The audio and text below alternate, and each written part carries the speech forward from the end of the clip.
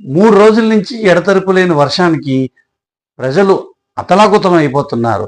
కాబట్టి AP CM Chandrababu Naidu గారు రాత్రనక పగలనక నిద్ర అనేది లేకుండా ఆహారాలు పంచిపెడుతున్నారు.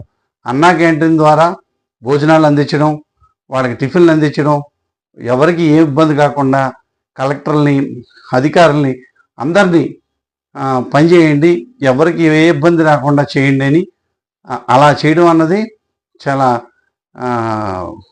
బాధ్యతగా తీసుకుని ఏపీ సీఎం అలా కష్టపడడం చాలా అందరూ ఆనంద బాష్పాలు చేస్తున్నారు.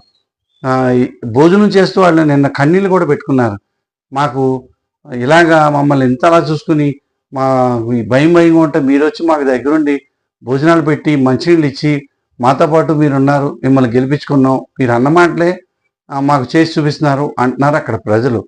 ఇక తెలంగాణకు వస్తే ఖమ్మం అయితే శాంతం మునిగిపోయినంత పరిస్థితి అయింది. ఎక్కడ జనాలు అక్కడ చాలా ఇబ్బంది పడిపోయి ఆర్తనాదాలతో ఎవరిని కదిపినా కూడా కన్నీళ్లు పెట్టుకుని బాధపడి ఏడుపులు ఎడబొబ్బులు పెడుతున్నారు. ఇక మహబూబ్నగర్ జిల్లాకు వస్తే ట్రైన్స్ పట్టాలే కొట్టుకెళ్ళిపోయినాయి. ఇది బాగు చేయడానికి ఇవాళ రైల్వే అధికారులు అక్కడ ఉన్న వాళ్ళంతా ఉన్నపలంగా వచ్చి రేపటికల్లా పునరుద్ధరణ చేయాలి, ట్రైన్స్ మళ్ళీ యథావిధిగా నడవాలని చెప్పి మహబూబ్నగర్ జిల్లా ట్రైన్ ట్రాక్స్ సెట్ చేస్తున్నారు. సికింద్రాబాద్లో కొంతమంది ప్రయాణికులు మాత్రం ట్రైన్స్ కొన్ని రద్దయిపోయినాయి, మా పరిస్థితి ఏంటి అని స్టేషన్లో కూర్చుని వాళ్ళు అలాగా ఎక్కడ పడితే అక్కడ జనాలైతే చాలా అల్లకల్లోలం అయిపోయి పరిస్థితి మాత్రం చాలా దారుణంగా ఉంది. మళ్ళీ ఇదంతా కోలుకోవడానికి ఎన్ని రోజులు పడుతుందో ఏంటో తెలియదు, కానీ ప్రతి ఒక్కరికి కంటికి రెప్పలా కాపాడుతున్న సీఎం, కానీ సీఎం అవ్వచ్చు ఎవరైనా అవ్వచ్చు, కానీ ప్రతి ఒక్కళ్ళు వాళ్ళకి సాయం చేయాలని ఆదుకోవాలని చెప్పి ప్రజలు ఎదురు చూస్తుంటారు. కాబట్టి దయచేసి ఎవరైనా సాయం చేయాలనుకుంటే వాళ్ళ దగ్గర మీరే స్వయంగా వెళ్ళి ఇవ్వండి. ఎందుకంటే ఇది పొలిటికల్గా చూడకుండా మన దగ్గర ఉన్నదాంతో కొంచెం డబ్బున్న వాళ్ళు అయితే మీరే స్వయంగా వెళ్ళి వాళ్ళకి ఇవ్వాల్సిన బిస్కెట్స్ ప్యాకెట్లు కానీ, మంచినీళ్ళు కానీ, బాటిల్స్ పాల ప్యాకెట్లు కానీ ఏమైనా ఇచ్చే ఐడియాస్ ఏదైనా ఉంటే మీరు వెళ్ళి చేస్తే వాళ్ళు కూడా హ్యాపీగా ఫీల్ అవుతారు.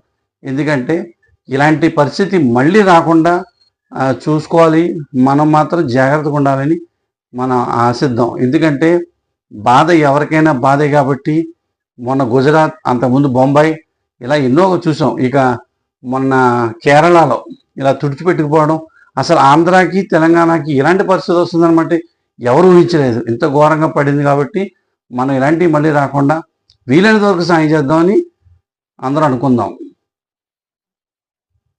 Okay, right.